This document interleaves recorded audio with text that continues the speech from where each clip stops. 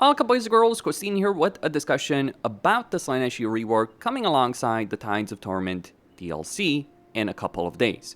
So let's take a look at what Creative Assembly has changed, what they could have done more, and how it all plays out. But first, one of the important things to mention about Slaanesh is that Slaanesh has never had the problem from the perspective of not being able to handle the campaign map. The problem Slaanesh has had, especially, is with regards to the units they have and how those units play out during the course of a campaign, what you can and can't use, and with regards to casualty replenishment. Now, the new hero that they're going to be doing, I assume that it is going to have casualty replenishment. But the specifics of how you use hero in a campaign, that is going to be a bit questionable. So it's been an issue of casualty replenishment, it's been an issue of research, and it's also been an issue that you can just do, well, pretty much this. The blue are vassals right there. So you get a bunch of vassals as Slaanesh. I understand that seduction is a crucial aspect in a Slaanesh campaign, but the way it kind of works out is you trade stuff to factions for region trading, and then you can easily get the vassalization agreement. Now, I think the way a vassalization agreement should go is that you should be able to engage with people diplomatically, like military access, non-aggression, etc. But it shouldn't be like, oh, you just traded a region that's valuable to a faction, they instantly like you, and they're willing to become your vassal. That's kind of the problem, really, with diplomacy. You don't have that gradual build-up in relationships. Also, it does break the AI, so the AI becomes far more passive because the developers want you to use the allegiance system, as opposed to the AI just going over, constantly over there. It would be nice to be able to use a Legion system to say, okay, this is the immediate target, this is the medium target, this is the long-term target. And then just change those. And if you're not setting a target, the AI goes as hard as it can with the resources. At least that would make it better. But yeah, those two problems together just means you're very powerful and you're having to constantly micromanage cats. Basically, that's one of the core problems with the vassal system and the diplomacy system. You should fix that, CA. Now, another thing with regards to Slaanesh is the way you gain heroes. So the way you gain heroes is fairly easy. You get to tier 3 and then you unlock a lot of heroes. The problem is all the heroes are tier 3, and not sure where the new one is.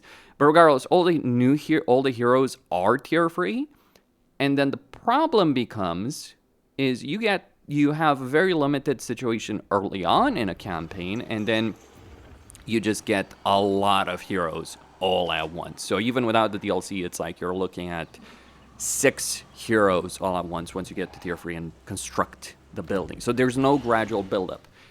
If hero types were tier 2 and capacity increased at tier 3, which is what they did so brilliantly with Omen's Destruction, Thrones of Decay, etc., that would be better. But no, you get both recruitment and capacity at the same tier. I think it's great to have heroes available early. That's the thing that I've been saying over and over and over again. Problem is always, oh, can I actually use said heroes when it matters? That's one of the aspects. Then we have to talk about the unit roster in relation to the auto-resolve. So the problem with the way the auto-resolve works is that while in battle, units can play out very well. Like, Demonists of Slaanesh are not a joke against many early game units, nor are Bloodletters for Khorne.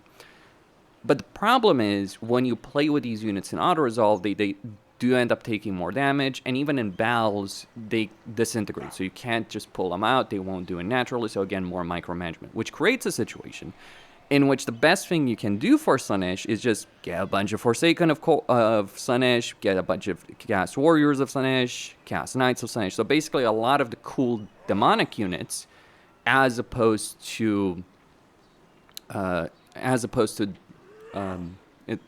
mortal ones are not used. And there's a lot of cool stuff, but again, it's that dynamic. Auto-resolve punishes you for using cool stuff. We should be encouraged to use cool stuff, but you do have that bad situation where the battles and units, the way what's fun in battles is not necessarily fun to use in a campaign. So those things need to be linked together in a much better way than what Creative Assembly has ever done. And that's still an issue. They should have resolved it. They did mention auto-resolve, but they never did. So if you want my perspective on what they could do, that is one of the things. Outside of that, the research tree has been improved, and it is a bit different depending on which legendary lord you are playing, but let me explain. There are some things that are great to get from the research tree. I'll talk about the call-out when I can. There are some things to get from that, from the research tree, but then there's also things like, oh, wait 6 turns just to get righteous chastisement or growth and all that. So that is one of the problems you end up having, is like, there's some good stuff, but they all take very, very long, and yeah, you just end up in that situation where it's just much, much better to go for certain things as opposed to others. Beyond that, in terms of the lords and heroes, I don't think there's really much to talk about. You just get cast lords if you have, I believe it is, if you have champions of cast, you still get heralds. If you just have Slaanesh, all that kind of stuff.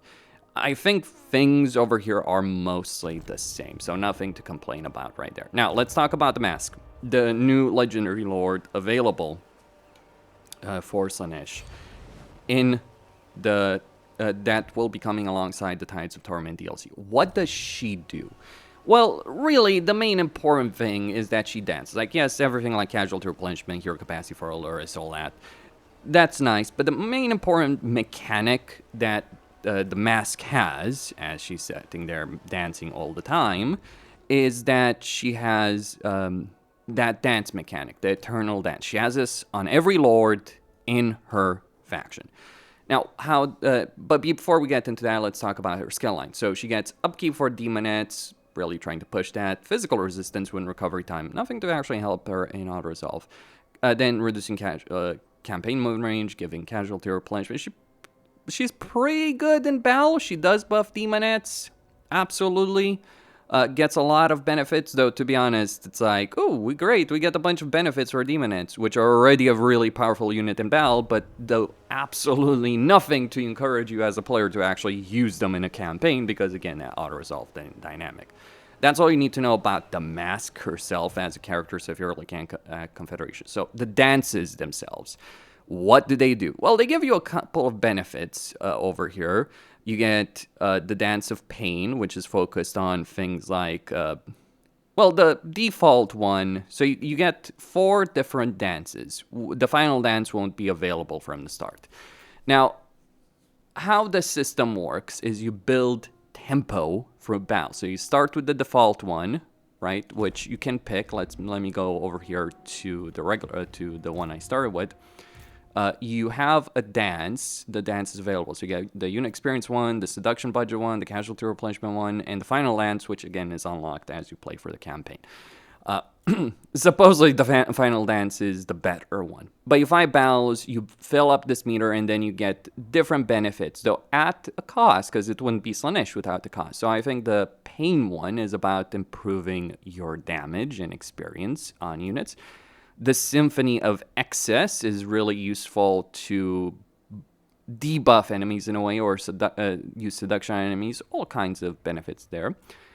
The Burning one gives you casualty replenishment as the default, and also gives you a couple of benefits, including furry armor for the Lord's army. And you can have this on any army. So for instance, if I pick this one, right? It isn't going to take me long to get that armor. So that's one way I suppose you can use Demonettes. Still better to use Chaos Warriors and Chosen. Just because you have a way to go for something, CA, does not mean that's a great idea to do it. Because if you are using Demonettes, for instance, with the Masque, then okay, great. I will just want to go for the Burning one.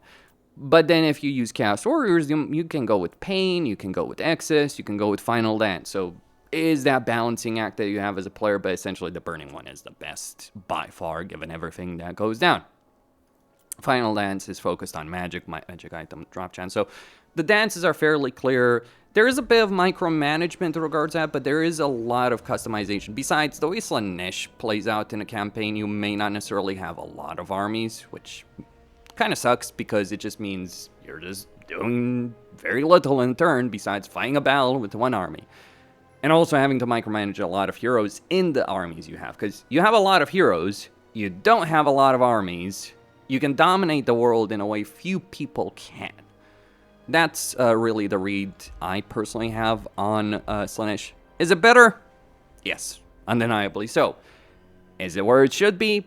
I don't think so, right? And worth saying this, as I've said this before, this is not a review, because subject to change, we get the review embargo later, before launch, that's when I'll go over my perspective on things, the final version, if you will. So this is just a look at what is right now, not what will be in a couple of days. That's all. Costin signing out.